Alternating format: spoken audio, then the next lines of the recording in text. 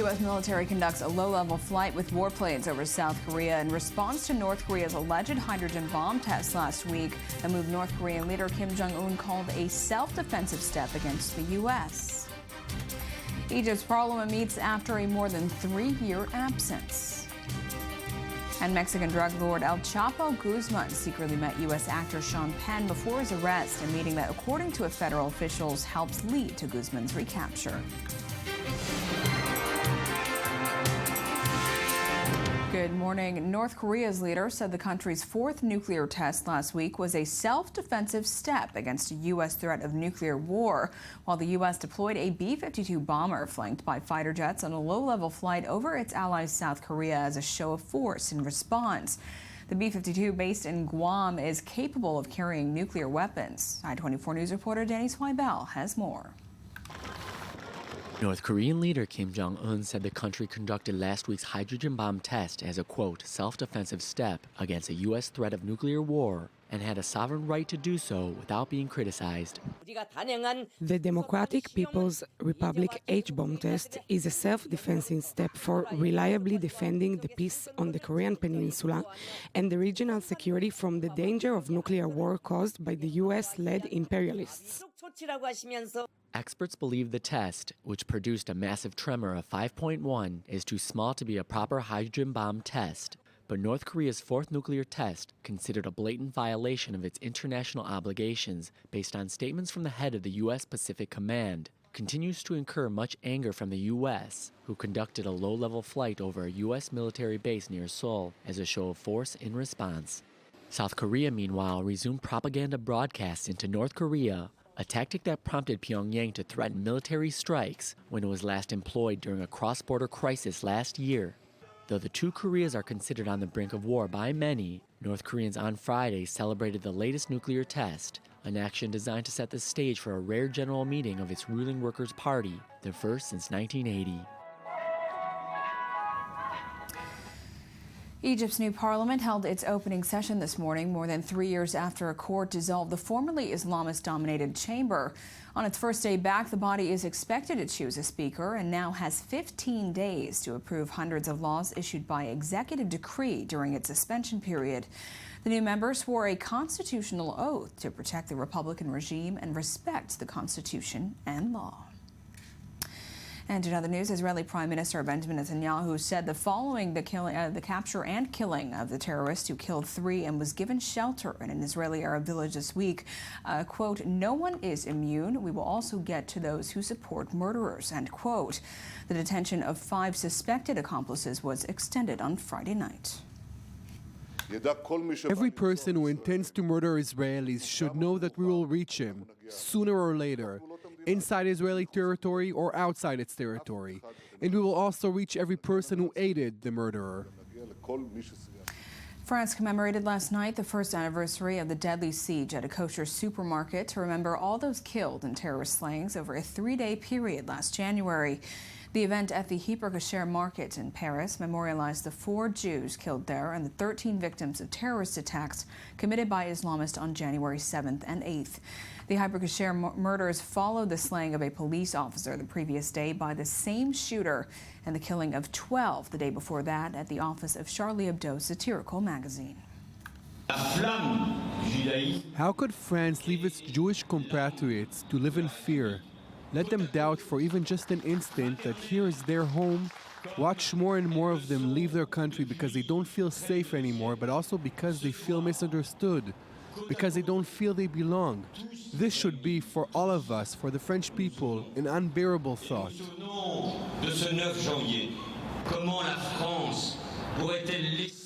Honor to the soldiers who shield us every day, protect our synagogues, the Jewish community's schools and buildings. The flag our policemen, our gendarmes, our soldiers bear on their uniform show that France will never surrender. It will always rise against those who want to target French Jews, and hence all the French people. And in other news, the United States Navy released footage yesterday it says shows boats belonging to Iran's Revolutionary Guard launching rockets close to a U.S. aircraft carrier in the Arabian Gulf on December 26th. The U.S. Navy said the infrared video was shot by a U.S. Navy Seahawk helicopter and shows the Iranians firing unguided rockets into international waters in close proximity to the USS Harry S. Truman. Days later, on December 31st, Iran denied the allegations.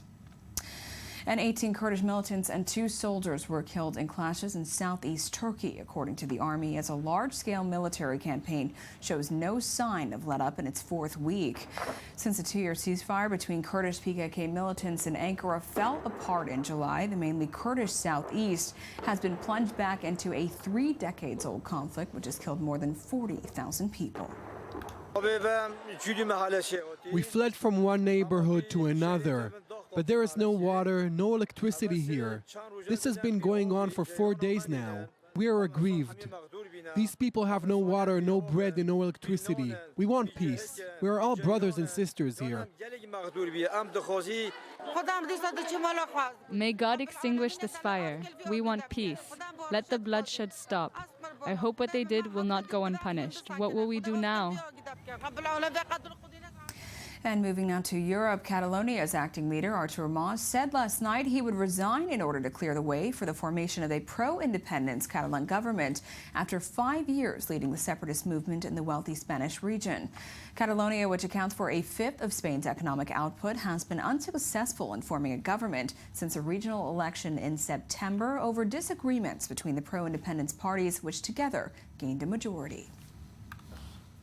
I have decided to step down aside. I will not offer myself as candidate for the pro-independence coalition as a result of the September 27th election, and I will not be up for re-election as president of Catalonia. I want to be clear that this has been a painful decision, but I am at ease and convinced I have done the right thing. And American actor Sean Penn secretly interviewed Joaquin El Chapo Guzman before the Mexican drug lord's recapture for an article that appeared Saturday in Rolling Stone magazine. Mexican authorities are now reportedly investigating the actor. Now, the story was published just 1 day after the world's most wanted drug kingpin was detained following a deadly military assault in his native northwestern state of Sinaloa. A federal official speaking on condition of anonymity said the meeting helped authorities locate and recapture Guzman, who will be extradited to the U.S. Here's more from ABC News. Captured. The wanted poster says it all. The man called El Chapo is once again in the arms of the law. It is a very big deal that they were able to pull this off. Joaquin Guzman, the most wanted drug lord in the world, now the prized prisoner of Mexican authorities. They tracked him down Friday after 6 months on his trail. Mexican Marines storming his hideout in El Chapo's home state of Sinaloa, killing 5 of his gunmen in the pre-dawn raid. Inside, a deadly arsenal of military-grade weapons, including 50 caliber sniper rifles, M16s with grenade launchers, and Russian rocket-propelled grenades. But no El Chapo. They caught him at a nearby hotel where he was photographed in handcuffs wearing a dirty T-shirt. Mexico's president tweeted, "Mission accomplished. We got him." And they settled the score with the drug kingpin who escaped right before their eyes last July as a security camera rolled. Guzman is seen pacing in his cell, removing his ankle monitor, then disappearing down this mile-long tunnel custom dug by his own team of engineers, whisking El Chapo away to this house and to life on the lam. It was the second time he'd broken out of a Mexican prison. The big question now, will Mexico finally agree to repeated U.S. requests to extradite El Chapo for trial? He's allegedly behind 25% of America's drug trafficking.